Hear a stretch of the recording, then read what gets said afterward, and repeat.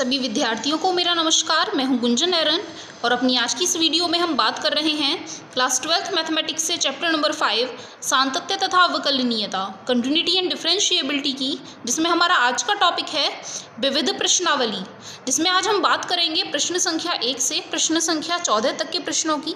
तो यहाँ इन्होंने सबसे पहले लिख करके दिया है निम्नलिखित फलनों का x के सापेक्ष अवकलन प्राप्त कीजिए। यह जो हमें फलन इन्होंने दे रखे हैं इन सभी का अवकलज हमें ज्ञात करके बताना है। फर्स्ट क्वेश्चन में दिया है 3x की घात 2 माइनस 9x प्लस 5 की होल घात 9। इसका अवकलज हमें प्राप्त करना है। चाहे तो आप इस दिए गए मान को y मान करके चल सकते हैं। माना जो दिया गया फलन है वह y द्वारा निरूपित किया जा सकता है, तब x के सापेक्ष अवकलन कर लेने पर हमें मिलेगा dy/dx बराबर। सबसे पहले जब भी मान में आधार के ऊपर घात दे रखी होती है जो कि आधार x के रूप को ही व्यक्त कर रहा है, तो सबसे पहले हमें x की घात n वाले फॉर्मूले से उसे हल करना पड़ता है। x की घात n का अवकलज करते हैं तो n आगे x की घात 1 कम करके लिखते हैं, वही नियम यहाँ लगाएंगे, 9 आगे लिखेंगे और जो मान हमें यहाँ आधार में दे रखा है उसकी 1 घात कम करके लिखेंगे। साथ ही गुणा में लिखेंगे d/dx अंदर वाले मान का 3x की घात 2 माइनस 9x प्लस 5 का अवकलज और लिख करके बताएंगे। तो आगे वाली लाइन में 9 गुणा 3x की घात 2 माइनस 9x प्लस 5 की होल घात 8 ऐसे का ऐसा 3 दूनी 6x माइनस 9x का अवकलज करेंगे तो 9 और 5 का अवकलज तो आपको 0 मिलने वाला है। यहाँ 3 कांस्टेंट था, x की घात 2 का अवकलज 2x होता है, इसीलिए कुल मिलाकर के 6x, x का अवकलज 1 होता है, 1 ही गुणा 9 में कर लेने पर हमें 9 ही प्राप्त हुआ। यदि आप चाहें तो इस 9 की गुणा अंदर करके लिख सकते हैं, या फिर आप देखें इन दोनों में से भी 3 कॉमन आ रहा है, 3 को कॉमन और निकाल लें तो 3 नाम 27 हो गया। 3 कॉमन लेने के बाद यहाँ अंदर बच रहा है 2x माइनस में 3 और ये वाला ब्रैकेट ऐसे का ऐसा ही रहेगा, 3x की घात 2 माइनस 9x प्लस 5 की होल घात 8। इस तरीके से आपका दिए गए फलन का x के सापेक्ष अवकलज पूरा हो जाता है। इसी के बाद बात करें क्वेश्चन नंबर 2 की। क्वेश्चन नंबर 2 में फलन दिया है sine cube x plus cos to the power 6x। हमें इनका अवकलज ज्ञात करके बताना है। तो आप चाहें तो इन्हें फिर से y मान सकते हैं या सीधे सीधे अवकलज कर सकते हैं, आपकी मर्जी है। यदि हम इन्हें y मान लेते हैं तब dy/dx का मान, सबसे पहले साइन की घात 3x का अवकलज करना है। घात को हल करेंगे तो 3 आगे लिखेंगे और 1 घात कम करके लिखेंगे। इसके बाद साइन x का अवकलज और लिखना होता है तो गुणा में कॉस x। इसी तरीके से पहले यहाँ घात को हल करेंगे तो 6 आगे 1 घात कम करके लिखेंगे, कॉस की घात 5x गुणा में कॉस x का अवकलज और लिखेंगे तो माइनस में साइन x। इन सभी की गुणा करके इन्हें हल कर लिया जाए तो यहाँ तो कोई परिवर्तन नहीं, 3 sine square x cos x plus की गुणा माइनस में करेंगे तो यहाँ हो जाएगा माइनस। आप चाहें तो साइन x को आगे लिख सकते हैं तो 6 साइन x गुणा में कॉस की घात 5x। इस तरीके से आपका यह अवकलज भी पूरा हो जाता है। यह विविध प्रश्नावली है, इसीलिए सभी अभ्यासों से यहाँ क्वेश्चन मिला जुला करके आपको दे रखे हैं। सभी टाइप के क्वेश्चंस यहाँ आपको मिलने वाले हैं। थर्ड क्वेश्चन में दिया है 5x की घात 3 कॉस 2x। यहाँ आधार में भी x दे रखा है और घात में भी x ही दे रखा है। यदि हम मान करके चलें दिया गया फलन y के बराबर है, जब भी x के ऊपर x वाला मान दे रखा होता है यानी fx की घात gx के रूप में दे रखा होता है, तो या तो हम उन्हें u की घात v के रूप से हल करते हैं या फिर दोनों पक्षों का लॉग लेने पर इन्हें हल करके बताते हैं। आपकी मर्जी है, किसी भी विधि से कर सकते हैं। यदि हम दोनों पक्षों का लॉग लेकर के इस काम को पूरा कर लें, यहाँ लिख करके बताएंगे दोनों पक्षों का लॉग लेने पर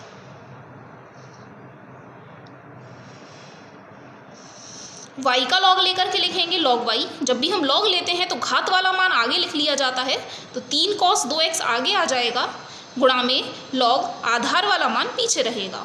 तो घात वाले मान को आगे लिखा और लॉग के आगे वह आधार वाला मान हमने यहाँ लिख करके बताया।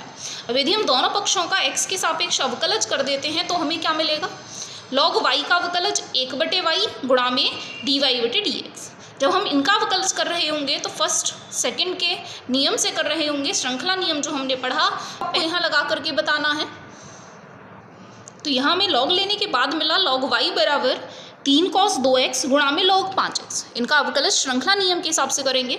सबसे पहले लॉग y का अवकलज 1/y और y का अवकलज लिखेंगे तो dy/dx। यहाँ पहले और दूसरे नियम के हिसाब से करना है। पहले का अवकलज दूसरा ऐसे का ऐसा प्लस दूसरा ऐसे का ऐसा पहले का अवकलज, या फिर आप पहले का अवकलज पहले लिख लें, दूसरा ऐसे का ऐसा रहने दो, उससे कोई फर्क नहीं पड़ने वाला है क्योंकि बीच में प्लस चिन्ह आता है। पहले का अवकलज नियम के हिसाब से पहले का अवकलज दूसरा ऐसे का ऐसा।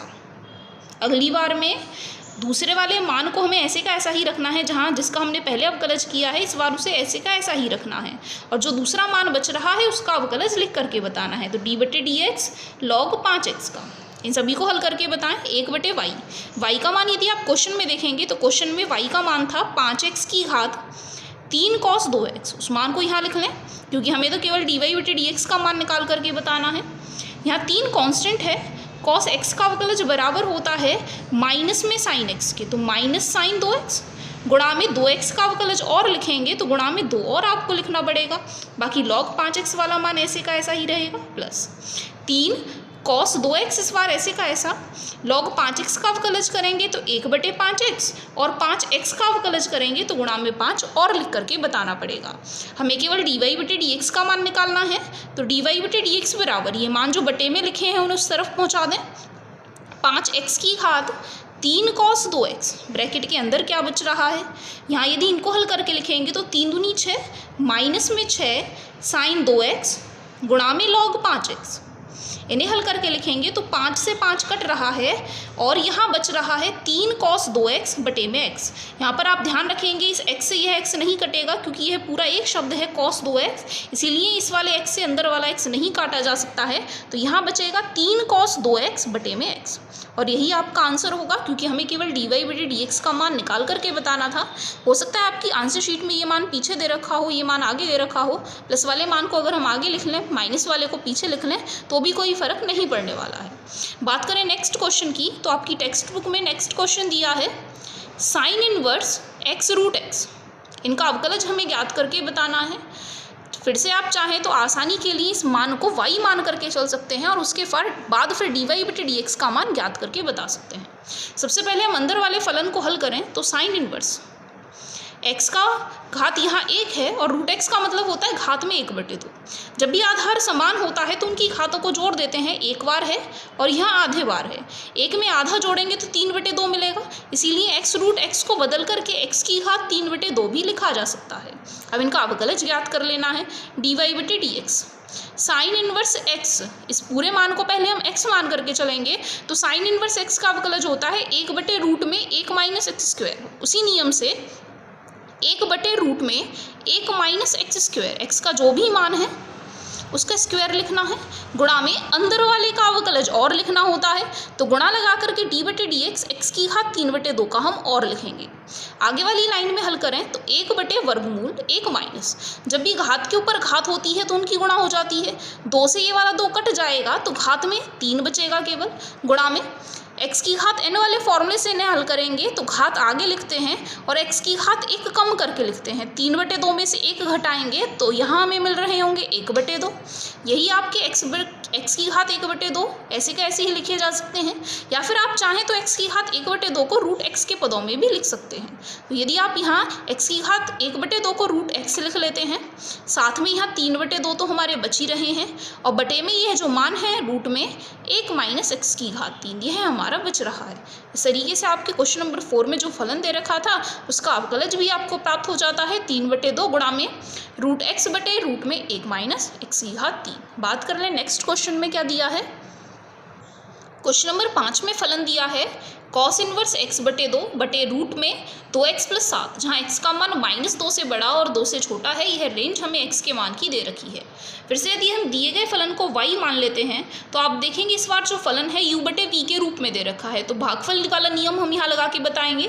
पहले का अवकलज दूसरा ऐसे का ऐसा माइनस पहला ऐसे का ऐसा दूसरे का अवकलज बटे दूसरे वाले मान का वर्ग। उसी नियम के हिसाब से हमें यहाँ dy/dx भी निकाल लेने हैं, तो dy/dx बराबर नियम होता है पहले का अवकलज यानी d/dx cos इनवर्स x/2 का, दूसरा वाला मान ऐसे का ऐसा तो रूट में 2x + 7 को ऐसे का ऐसा ही रखेंगे, माइनस पहला ऐसे का ऐसा दूसरे का अवकलज d/dx दूसरे वाले मान का देखेंगे तो रूट में 2x + 7 का अवकलज लिखना है बटे दूसरे वाले मान का वर्ग यानी कि रूट 2x + 7 का वर्ग यहाँ लिख करके बताएंगे। साथ ही अब इनका अवकलज भी हमें कर लेना है। नियम तो हमने लगा लिया u' v - uv' बटे v², उस नियम के हिसाब से हमने इसे हल किया।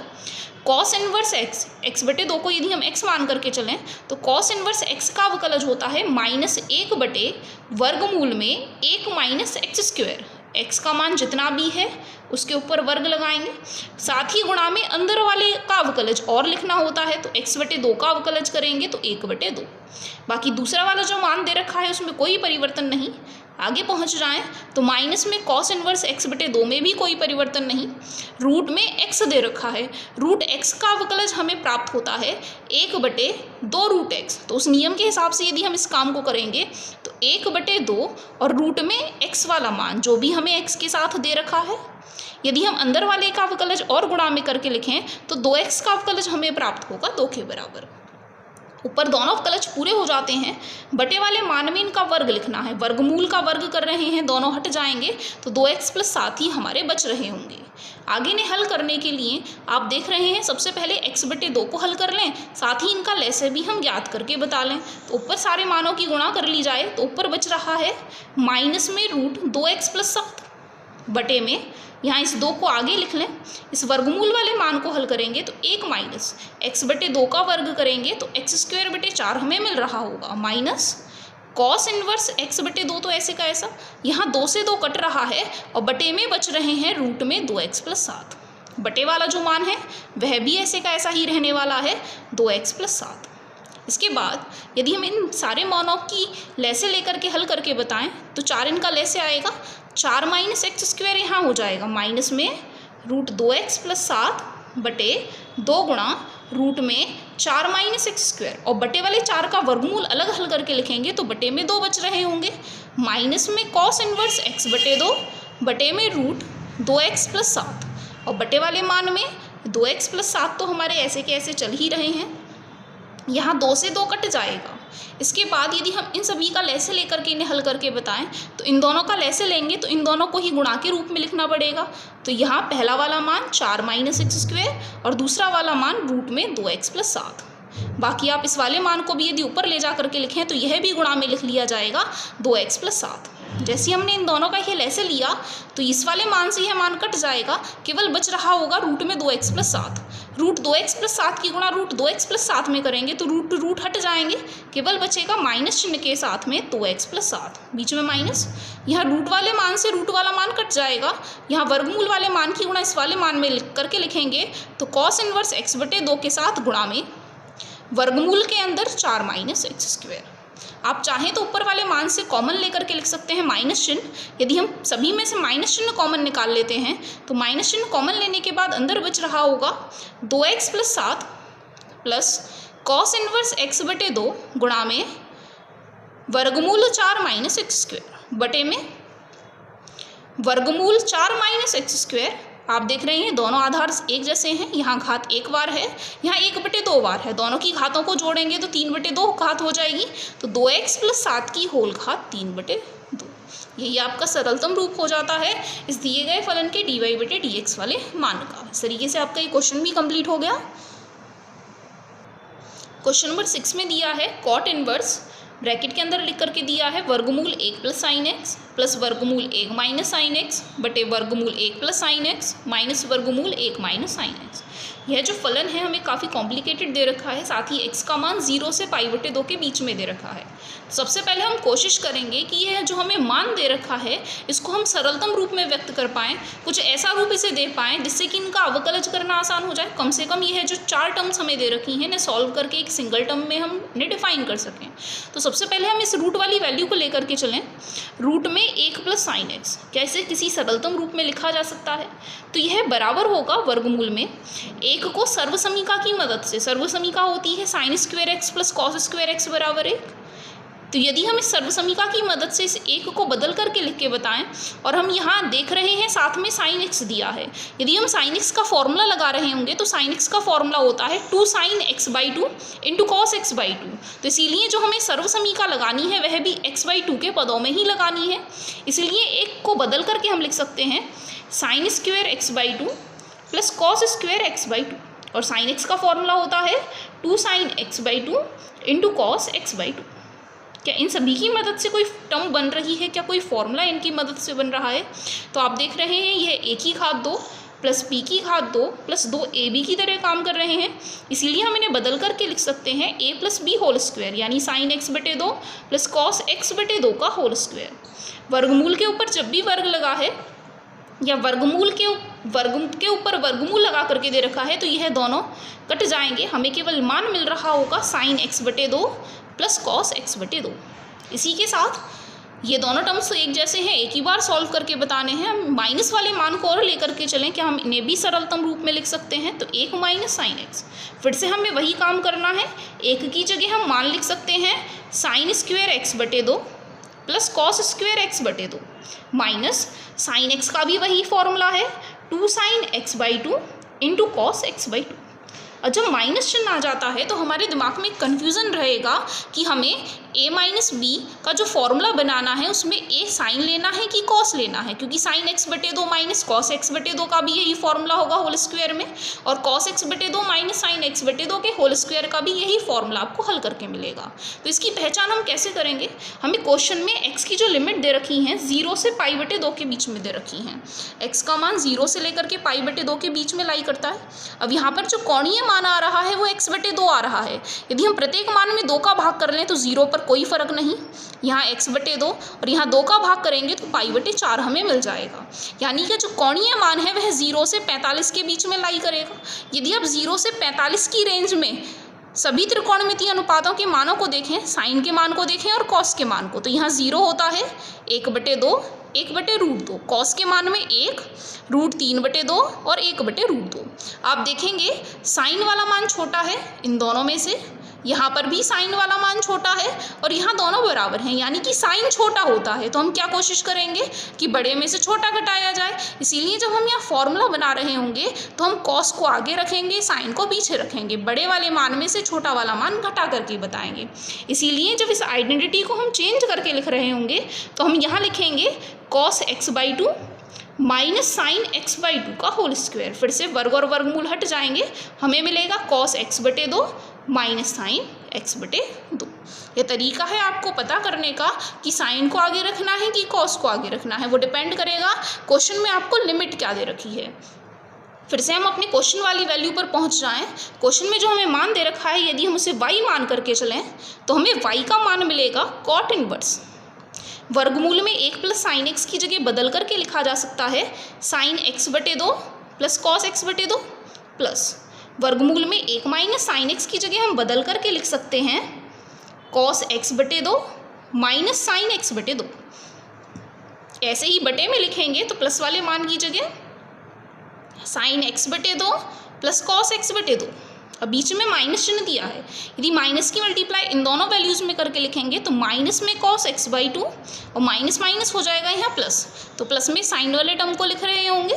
इसके बाद इन्हें और आगे हल कर लें कि कौन कौन से मान यहाँ कट रहे हैं, तो आप देखेंगे माइनस साइन प्लस साइन यहाँ कट रहे हैं, कॉस माइनस प्लस दोनों कट रहे हैं। इन दोनों को जोड़ करके लिखेंगे तो 2 बार कॉस एक्स बटे 2 बटे में 2 बार साइन एक्स बटे 2, और बाहर तो इनका कॉट इन्वर्स चल ही रहा है तो कॉट इन्वर्स तो हमें लेकर के ही चलना है, 2 से 2 भी कट जाएगा।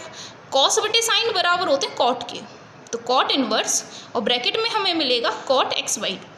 Cot inverse of cot x, अगर हमें x की वैल्यू 0 to पाई बाई 2 दे रखी है यानी कि फर्स्ट क्वाड्रेंट में प्रथम चतुर्थांश में दे रखी है तो कॉट इन्वर्स कॉट थीटा की वैल्यू थीटा के ही इक्वल होती है, इसीलिए हमें x बाई 2 ही आंसर में मिलेगा। अब हमें y का मान मिला x बटे 2 तो इसीलिए dy बटे dx का मान कितना हो जाएगा, बटे में जो 2 है वो कॉन्स्टेंट रहा और x का अवकलज तो 1 के बराबर होता है, इसीलिए dy बटे dx का आपको आंसर मिलेगा 1 बटे 2 के बराबर। इस तरीके से आपका ये क्वेश्चन कंप्लीट हो जाता है।